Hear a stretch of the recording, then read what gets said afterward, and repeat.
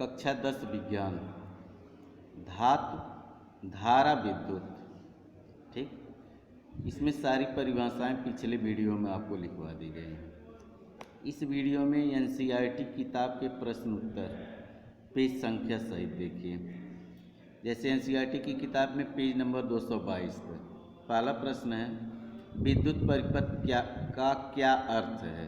विद्युत परिपथ का क्या अर्थ है?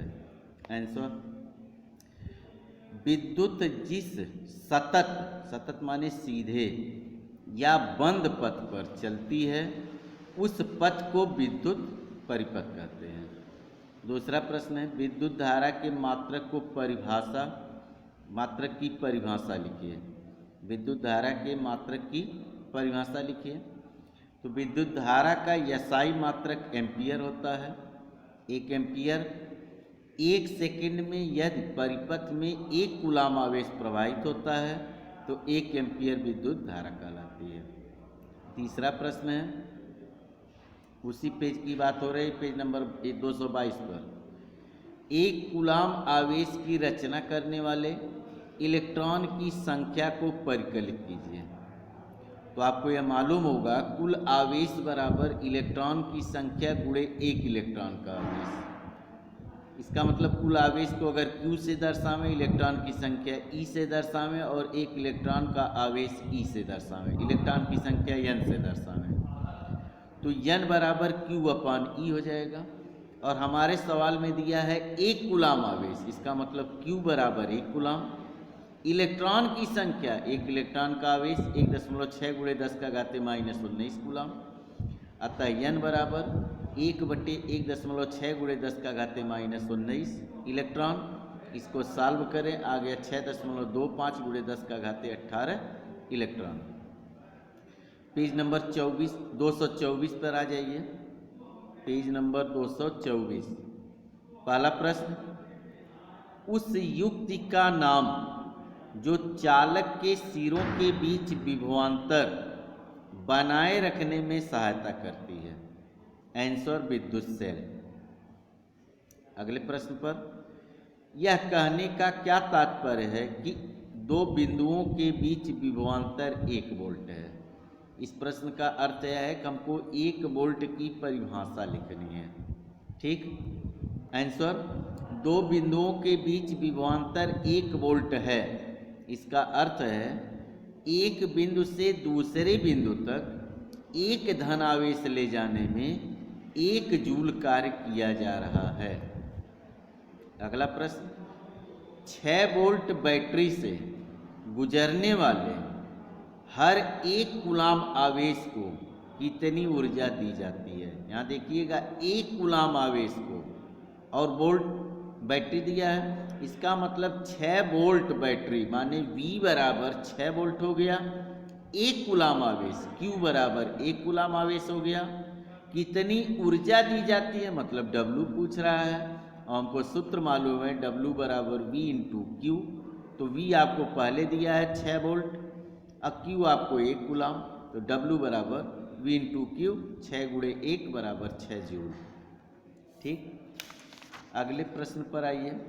पेज नंबर 232, पहला प्रश्न, किसी चालक का प्रतिरोध किन कारकों पर निर्भर करता है? ठीक, प्रश्न है, किसी चालक का प्रतिरोध किन कारकों पर निर्भर करता है?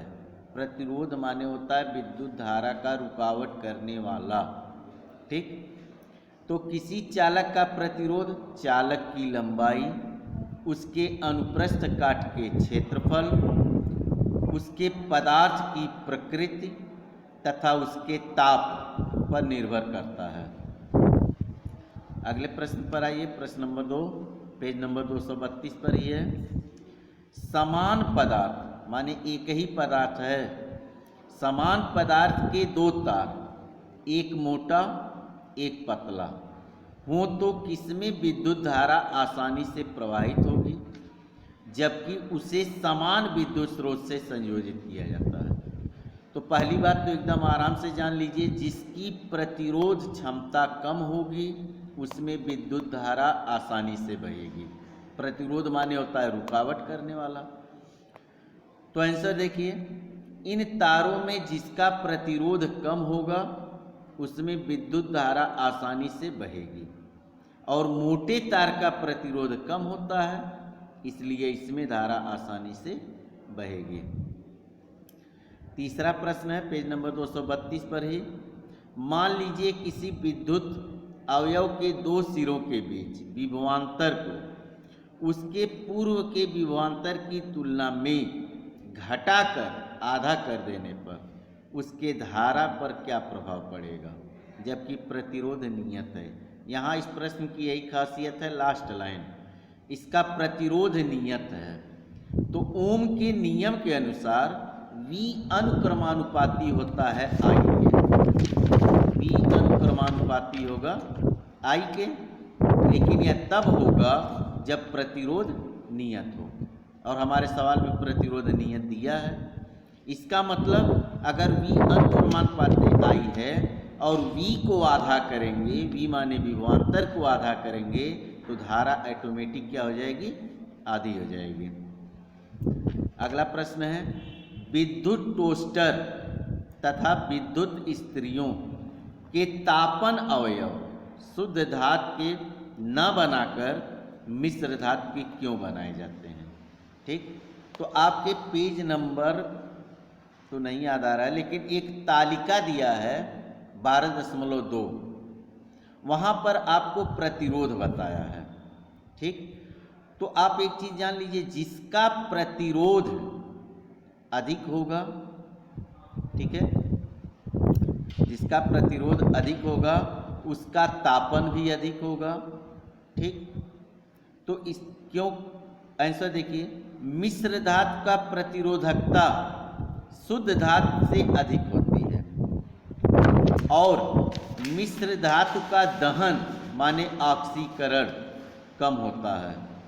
मिश्र धातु की आयु शुद्ध धातु से अधिक होती है, इसलिए विद्युत टोस्टरों या विद्युत इस्त्रियों में तापन के अवयव मिश्र धातु के बनाए जाते हैं।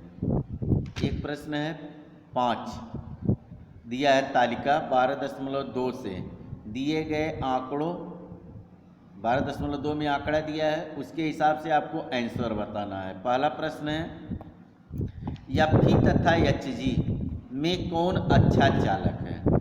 तो आंकड़े में अगर आप देखिए तो जिसकी प्रतिरोधकता कम होगी वो अच्छा चालक होगा, और आंकड़े में साफ आपको दिया है कि F और Hg में F की प्रतिरोधकता कम है, इसका मतलब F एक अच्छा चालक है। दूसरा प्रश्न है, कौन पदार्थ सर्वश्रेष्ठ चालक है।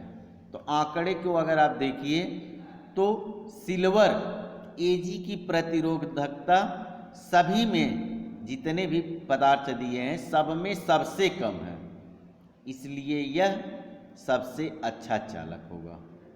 ठीक, अब अगले पेज के प्रश्न उत्तर अगले वीडियो में देखिएगा।